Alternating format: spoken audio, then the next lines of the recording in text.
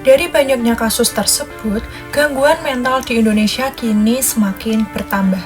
Menurut Kementerian Kesehatan Republik Indonesia, 6,1% penduduk Indonesia yang berusia 15 tahun ke atas itu mengalami gangguan mental. Nah, salah satunya yaitu Assalamualaikum warahmatullahi wabarakatuh. Perkenalkanlah, nama saya Ayuni Hayatu Hasana dari Prodi PKPI 4B dengan NIM 23080230046, yaitu depresi. Depresi itu merupakan suatu gangguan suasana hati yang cukup umum namun serius. Dikarenakan apa? Dikarenakan orang-orang itu menganggap bahwa depresi itu hanya angin lalu yang bisa hilang seketika. Namun, pada aslinya yang perlu kita ketahui, depresi itu merupakan suatu gangguan jiwa yang bisa mengancam nyawa kita. Nah, dari depresi itu, klasifikasi depresi ini dibagi menjadi 3.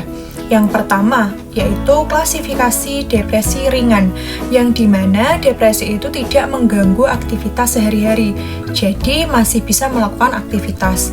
Kemudian yang kedua, klasifikasi sedang, yang dimana mulai mengganggu aktivitas sehari-hari. Dan yang ketiga yaitu kategori berat, yang dimana sudah sangat parah dan mengganggu lingkungan sosial atau lingkungan kerja pada diri kita, sehingga dapat memicu bunuh diri.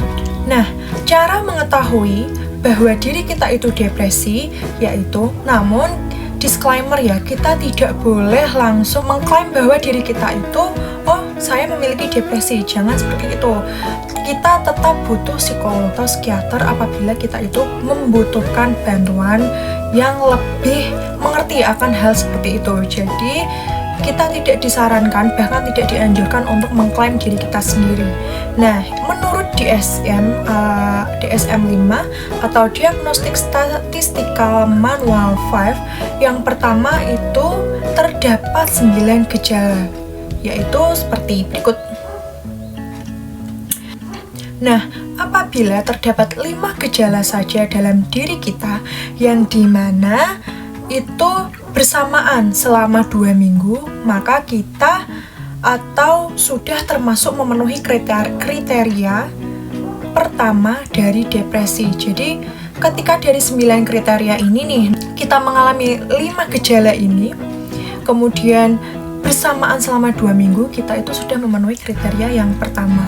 Kriteria yang kedua, apabila kriteria gejala yang pertama itu mengganggu lingkungan sekitar kita dan lebih susah berinteraksi dengan orang lain ataupun bisa mengganggu pekerjaan. Jadi sudah mulai mengganggu pekerjaan atau interaksi kita dengan adanya gejala-gejala tersebut. Yang ketiga, apabila gejala tersebut itu tidak dipengaruhi oleh suatu zat tertentu. Jadi munculnya gejala-gejala tersebut itu tanpa adanya indikator suatu zat atau kita tidak mengkonsumsi obat atau zat-zat tertentu. Yang keempat, apabila gejala tersebut itu tidak dijelaskan atau tidak dapat dijelaskan melalui skizofrenia atau kayak delusi gitu, jadi ataupun gangguan-gangguan psikotik lainnya.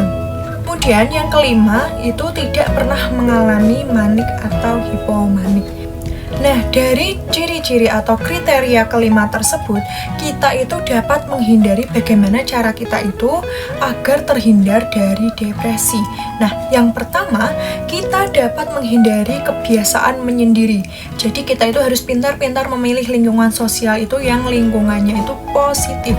Sehingga kita apabila memiliki suatu permasalahan yang terdapat dalam diri kita itu dapat bercerita dengan seseorang yang kita anggap baik atau yang dapat kita percaya gitu. Kemudian yang kedua yaitu olahraga secara teratur. Nah, selain olahraga itu membuat badan kita itu sehat secara fisik, namun olahraga itu juga membuat psikis kita itu juga lebih sehat, karena dengan adanya olahraga kita itu kan melatih mungkin kekuatan, bisa juga keseimbangan dalam tubuh seperti itu. Kemudian yang ketiga, menghindari stres mungkin bisa dilakukan dengan kegiatan-kegiatan yang positif, bisa juga melakukan interaksi dengan orang lain yang dianggap kita itu nyaman, positif seperti itu. Yang kelima yaitu menghindari alkohol atau obat-obatan. Nah, jadi kita itu berhak menghindari alkohol ya. Jangan sampai memakai alkohol atau obat-obatan terlarang untuk menyembuhkan suatu depresi kita. Contohnya kita sedang depresi, kemudian kita itu malah meminum alkohol sebanyak mungkin agar meredakan depresi kita. Nah, itu jangan dilakukan. Karena apa? Karena itu nanti akan merusak diri kita.